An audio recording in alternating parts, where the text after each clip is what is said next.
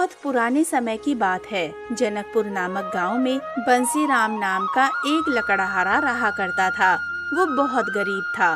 सामान के नाम पर उसके पास एक टूटी फूटी कुल्हाड़ी और जानवरों के नाम पर एक मरियल लंगड़ा घोड़ा और एक गधा था। किसी तरह वो अपनी इकलौती बेटी के साथ अपना बुढ़ापा गुजार रहा था। एक दिन लकड़हारे ने अपने लंगड़े व मरियल घोड़े पर लकड़ी का गट्ठन लादा और अपनी बेटी से बोला, बेटी, मैं बाजार जा रहा हूँ, शाम तक लौट कर आऊंगा। यदि मेरी सारी लकड़ियाँ बिक गईं तो तुम्हारे लिए कोई सुंदर सी वस्तु जरूर ले आऊंगा। आपकी इच्छा पूरी हो बापू, पर जरा सावधान रहना, क्योंकि बाजार में बहुत सारे मनहूस लोग होते हैं। वहाँ कुछ लोग पैसा बनाते हैं और कुछ लूटे जाते हैं। लकड़ी बेचकर जल्दी से घर लौट आना, मैं खाना बनाकर आपका इंतजार करूंगी। ठीक है बेटी, मैं तुम्हारी बात का ध्यान रखूंगा। लकड़हारे ने लंगड़े व मरियल घोड़े को लेकर बाजार की ओर रवाना हो गया। कुछ देर बाद बाजार में पहुंचकर एक तरफ खड़ा हो गया और ग्राहकों को आवाज लगाने लगा, लकड़ियाँ ले लो, सूखी लकड़ियाँ ले लो। काफी देर के बाद एक धनी की दृष्टि उस लकड़हारे के ऊपर पड़ी। इस फटीचर बूढ़े को तो आसानी से ठगा जा सकता है। वैसे भी वो शकल से ही जन्मजात मूर्ख लगता है। ये सोचकर वो धनी लकड़हारे के पास पहुंचकर बोला, ए लकड़ी वाले, सारी लकड़ियाँ बेचनी है? बिल्कुल बेचनी है हुजूर, लेकिन कीमत क्या देंगे? तुम ही बताओ, क्या कीमत चाहते हो? 2 चांदी का सिक्का। सौदा महंगा है। खैर, क्या तुम लकड़ियां जिस हालत में है उसी हालत में बेचोगे? बेच दूंगा हुजूर, भला इसमें मुझे क्या एतराज हो सकता है? तब ठीक है, ये लो चांदी का 2 सिक्का और अपने मरियल घोड़े को लेकर जल्दी से मेरे पीछे पीछे चलो। बहुत अच्छा हुजूर। सिक्का लेने के बाद लकड़हारा बंसीराम अपने घोड़े को लेकर धनी के पीछे चल पड़ा।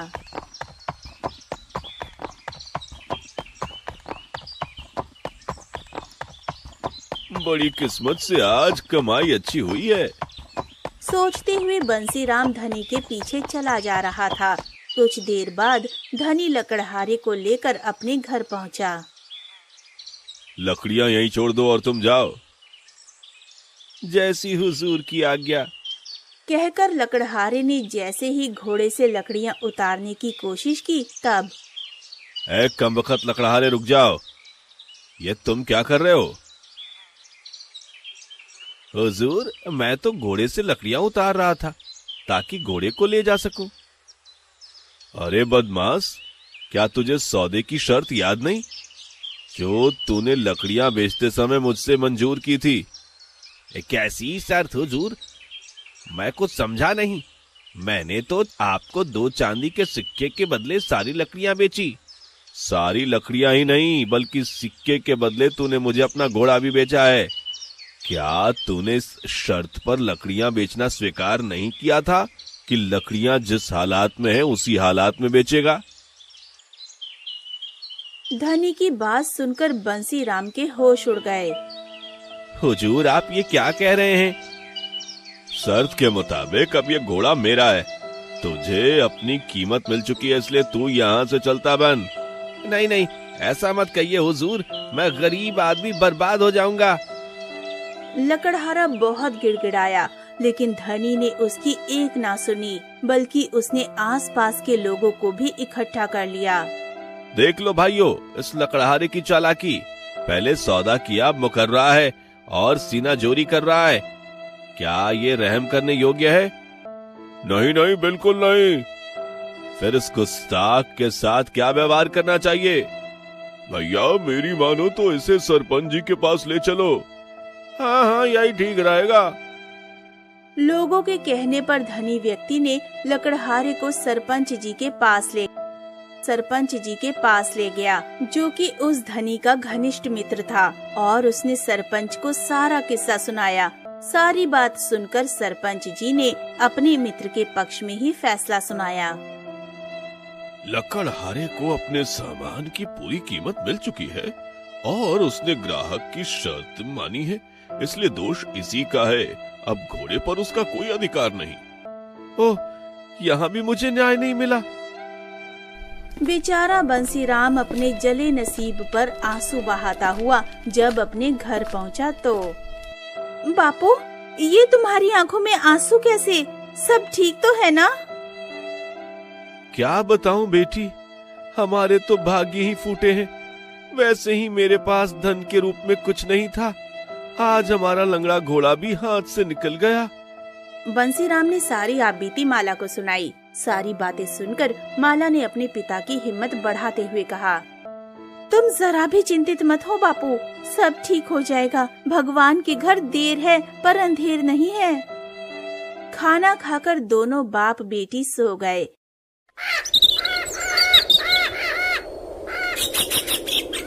लेकिन सुबह दुख के कारण बंसीराम चारपाई से उठ न सका। अपने पिता की हालत देखकर माला बोली, मेरे अच्छे बाबू, आज तुम्हारी तबीयत ठीक नहीं है, इसलिए आज मैं बाजार जा रही हूँ। शायद मेरी किस्मत तुमसे अच्छी निकले और मैं लकड़ियाँ अच्छी कीमत पर बेच सकूं। जैसा तुम ठीक समझो बेटी, जाओ, मैं तुम्हारे लौटने की राह देखूंगा बेटी। माला ने बूढ़े गधे पर लकड़ी का गट्ठर लादा और बाजार की ओर रवाना हो गई। यदि वो बेईमान धनी मुझे मिल गया तो मैं उसे छठी का दूध याद दिला दूंगी। बाजार पहुंचकर, लकड़ियाँ ले लो, सूखी लकड़ियाँ सस्ते में ले लो। उस रोज भी वो धनी किसी को ठगने के विचार से बाजार आया हुआ था। उसने लकड़ियाँ बेच रही माला की ओर देखा। वाह भगवान, आज फिर से एक शिकार मेरे लिए भेज दिया। कल लंगड़ा घोड़ा मिला था, आज लकड़ियों के साथ पूरा गधा मिल जाएगा। इतना सोचकर धनी माला के पास पहुंचा। लड़की, क्या अपनी लकड़ियाँ बेचनी है? क्या कीमत है? चांदी के 3 सिक्के हुजूर। महंगा सौदा है, क्या दाम कुछ कम नहीं करोगी? सौदा 4 सिक्कों में भी आपको महंगा नहीं पड़ेगा हुजूर। लकड़ियाँ बिल्कुल सूखी हैं, मंजूर हो तो बोलिए। ये लड़की तो बहुत सियानी लग रही है। खैर कोई बात नहीं, जल्दी इसकी सारी अक्लमंदी गायब हो जाएगी।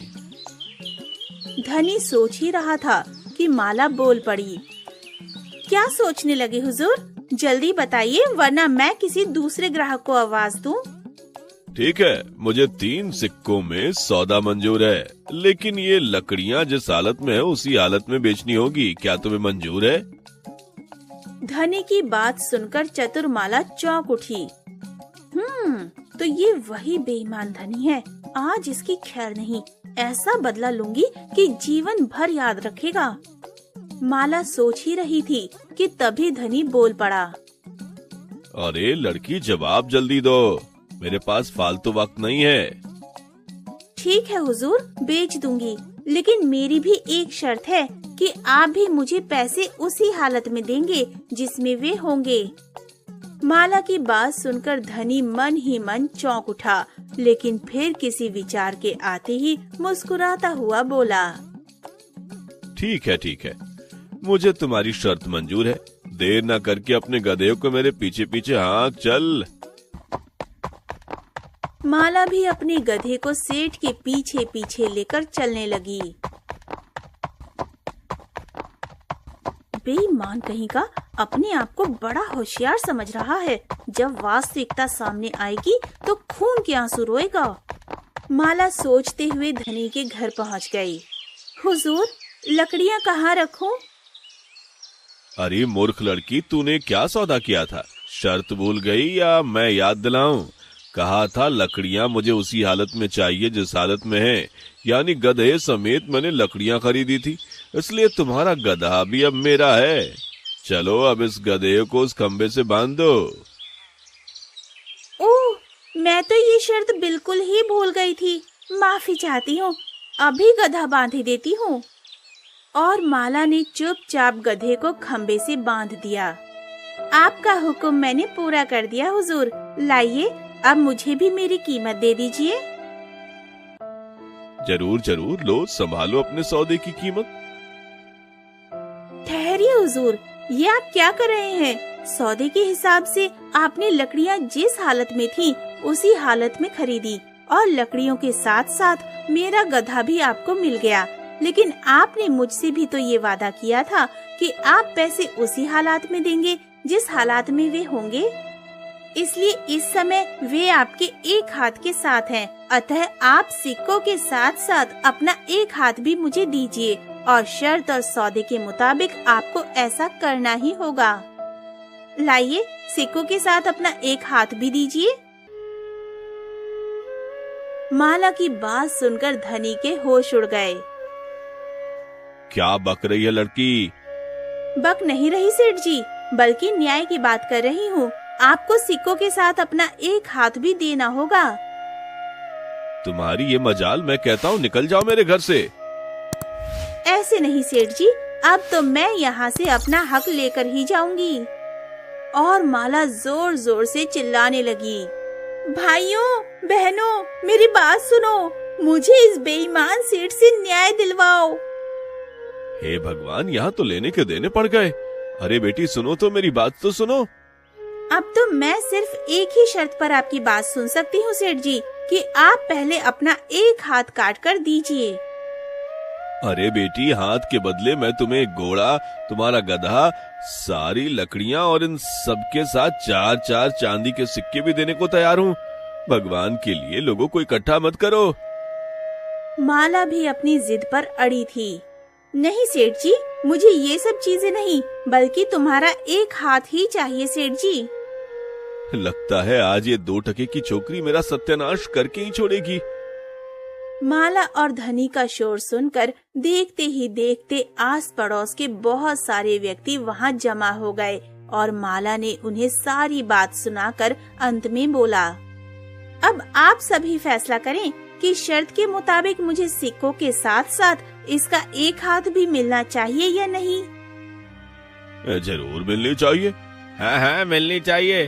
सेठ, कल इसी साथ के मुताबिक तुमने एक गरीब लकड़हारे से उसका घोड़ा प्राप्त किया था। आज तुम्हें भी अपने हाथ को इस लड़की को देना होगा। हाँ, बिल्कुल देना होगा, वरना हम तुम्हें जबरदस्ती सरपंच जी के पास ले चलेंगे। क्यों भाइयों? हाँ, हम भी साथ चलेंगे। सरपंच जी का नाम सुनते ही धनी का चेहरा प्रसन्नता से खिल उठा। ठीक है, मैं स्वेच्छा से सरपंच जी के पास चलने को तैयार हूँ। मुझे पूरा विश्वास है कि वो दूध का दूध पानी का पानी कर देंगे। सभी लोग माला और धनी के साथ उसी समय सरपंच जी के पास पहुँचे, जो धनी का घनिष्ठ मित्र था और इस बात की किसी को खबर नहीं थी। लेकिन वो भी सारा किस्सा सुनकर उलझन में पड़ गया। यदि मैं मित्र का पक्ष लेता हूँ तो सारे लोग मुझे अधर्मी और न्यायहीन समझेंगे और ये बात महाराज तक पहुँच गई तो मेरी खैर नहीं। सरपंच इतना सोच ही रहा था कि मुझ गरीब के साथ न्याय कीजिए हुजूर और मुझे मेरा हक दिलवाइए। हम सारी बात सुनकर इस नतीजे पर पहुँचे हैं कि दोषी ये धनी ही है और तुम्हारी मांग जायज है। लेकिन बेटी, तुम एक इंसान का हाथ लेकर क्या करोगी? यदि मेरी मानो तो हाथ के बदले जो कुछ भी धनी दे रहा है उसके अतिरिक्त 5 चांदी के सिक्के और ले लो। नहीं अन्नदाता, मुझे तो शर्त के मुताबिक इसका एक हाथ ही चाहिए।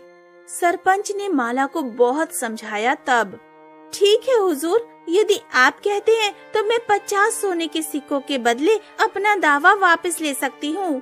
धनी माला की बात सुनते ही बोल पड़ा। नहीं हुजूर, मैं इसकी ये मांग स्वीकार नहीं कर सकता। ये कीमत बहुत ज्यादा है हुजूर। यदि ये कीमत इसके एक हाथ से ज्यादा है तो मुझे एक हाथ ही स्वीकार है। कृपया आप देर ना करके इसका एक हाथ काटकर मुझे दिलवाइए हुजूर। घर में मेरे बापू मेरा इंतजार कर रहे होंगे। बेचारा सरपंच जी अपने मित्र के बचाव के लिए कुछ नहीं कर पाया। वो मौका ही ऐसा था कि उसे मजबूरन धनी से कहना पड़ा। सेठ, कसूर तुम्हारा है। शर्त के मुताबिक अपना हाथ काट कर दो या फिर 50 सोने के सिक्के। यही हमारा फैसला है। सरपंच का फैसला सुनकर धनी के पैरों तले धरती खिसक गई, लेकिन मरता क्या ना करता, उसे माला द्वारा मांगा गया धन देना ही पड़ा। ले चतुर लड़की, यह 50 सोने के सिक्के, लेकिन ये तू मत समझना कि तू मुझसे ज्यादा चतुर है। सेठ जी, सच्चाई तो ये है कि मैं आपसे ज्यादा चतुर हूँ। विश्वास न हो तो आजमा कर देख लो। माला की बात सुनकर धनी के दिमाग में एक विचार आया।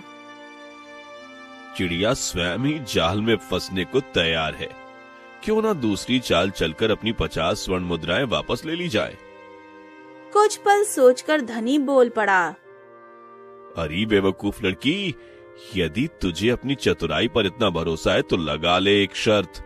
हम दोनों सबके सामने एक एक अविश्वसनीय किस्सा सुनाते हैं, जिसका किस्सा झूठा और बेहतर माना जाएगा वही जीतेगा। मैं 500 सोने के सिक्के दांव पर लगाता हूँ, बदले में तुझे 50 सोने के सिक्के ही लगाने होंगे। माला भी सेठ की बात सुनकर तुरंत बोल पड़ी। ठीक है सेठ जी, मुझे मंजूर है। लेकिन 2 शर्त तुम्हें और भी याद रखनी है। एक तो यह कि हम दोनों में से कोई भी एक दूसरे को झूठा नहीं कहेगा। दूसरी है कि यहाँ मौजूद किसी भी व्यक्ति ने ये कह दिया कि यह किस्सा सच है तो फौरन वह हारा हुआ मान जाएगा।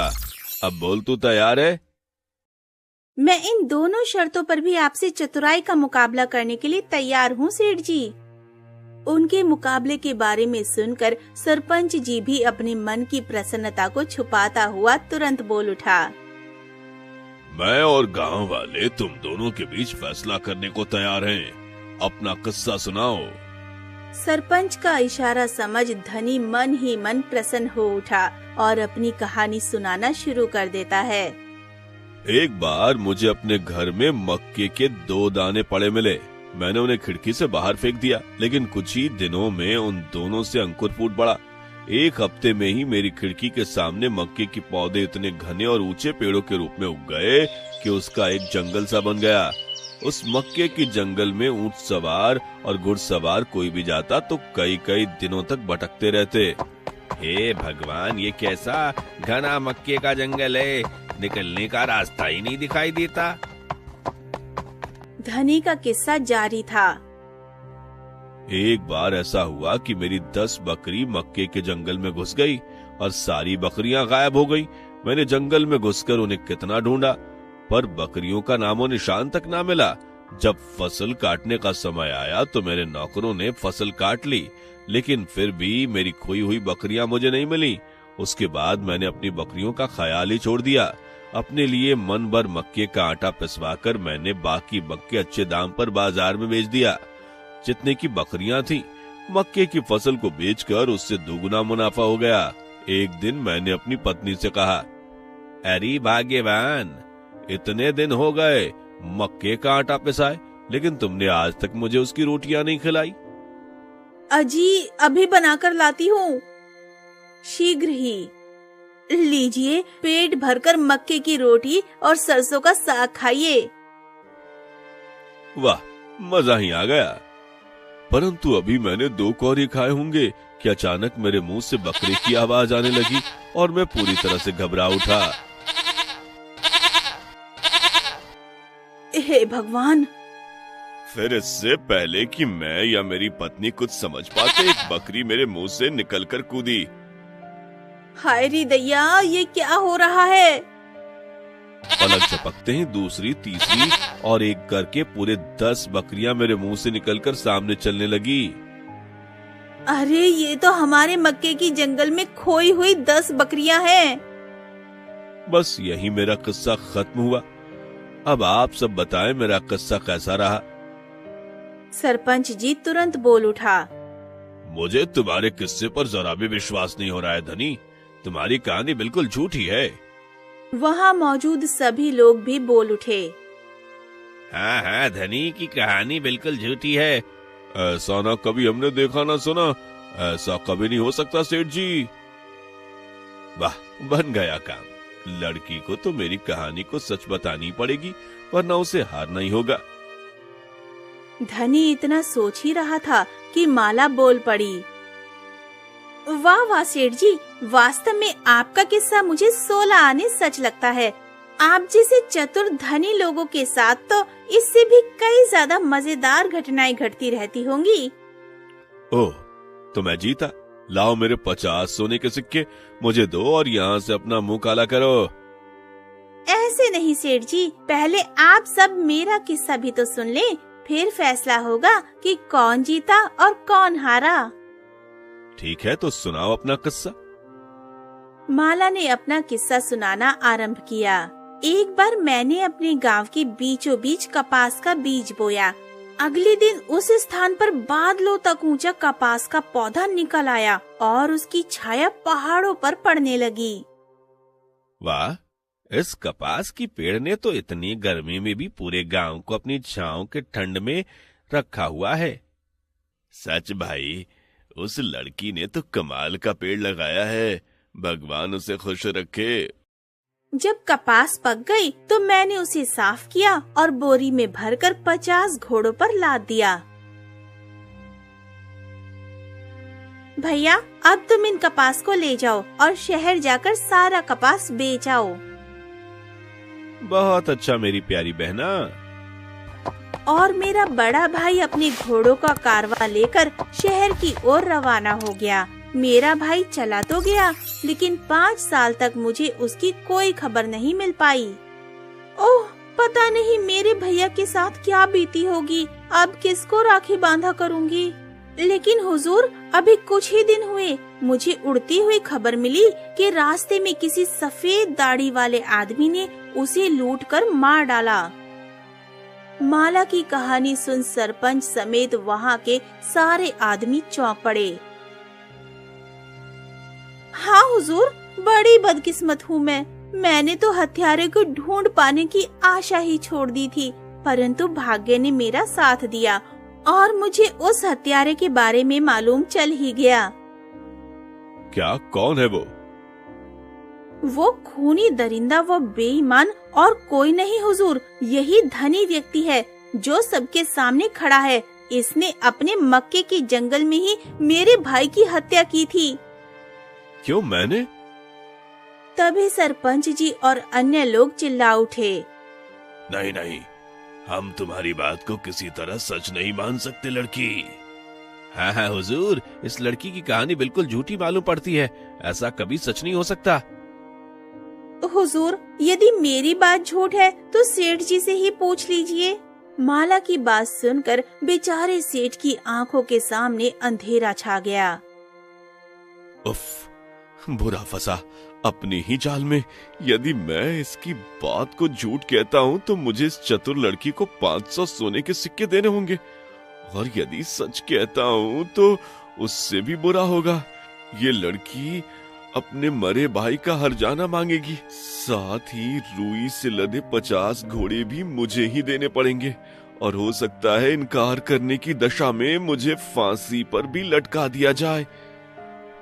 सेठ अपने आप को कोसते हुए सोच ही रहा था कि माला बोल पड़ी। क्या सोच रहे हैं सेठ जी? जल्दी कहिए, मैं झूठ बोल रही हूँ या फिर सच? माला की कहानी जल्दी सरपंच जी की समझ में आ गई। ओह, ये लड़की तो बड़ी चतुराई से फांसा है इसने मेरे मित्र को। सारे लोग मौजूद हैं, अतः मैं चाह कर भी इस बार अपने मित्र की मदद नहीं कर सकता। सरपंच सोच रहा था कि धनी ने दयापूर्ण दृष्टि से अपने मित्र सरपंच जी की ओर देखा तो सरपंच जी को बोलना ही पड़ा।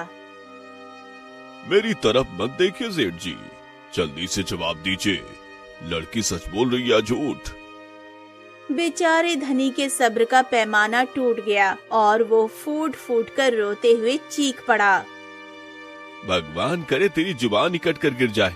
झूठी लड़की, तू बिल्कुल झूठ बोलती है, कोरी झूठ। तब मैं चतुराई के मुकाबले में आपसे जीत गई। लाइए, दीजिए मुझे 500 सोने के सिक्के। धनी ने चुपचाप 500 सोने के सिक्कों से भरी थैली उसकी ओर बढ़ा दी। यह लो 500 सोने के सिक्के की थैली, और फौरन यहाँ से भाग जा, वरना अभी मैं इस समय तेरी गर्दन दबा दूंगा, चाहे बाद में मेरे साथ जो कुछ भी हो। मैं तो जा रही हूँ सेठ जी, लेकिन मेरी 2 बातें अपनी गांठ बांध लेना। पहली ये कि किसी भी कमजोर और गरीब को दोबारा ठगने की कोशिश मत करना, और दूसरी ये कि किसी को भी बच्चा समझकर उसे अक्ल के मामले में शर्त मत लगाना, वरना शायद वो दिन तुम्हारी जिंदगी का आखिरी दिन होगा। बेचारा सेठ अपने किए पर पछताने के अलावा उसके पास दूसरा कोई रास्ता नहीं बचा और माला भरी सभा से अपनी जीती हुई सोने की अशर्फियां लेकर अपने घर आ रही थी।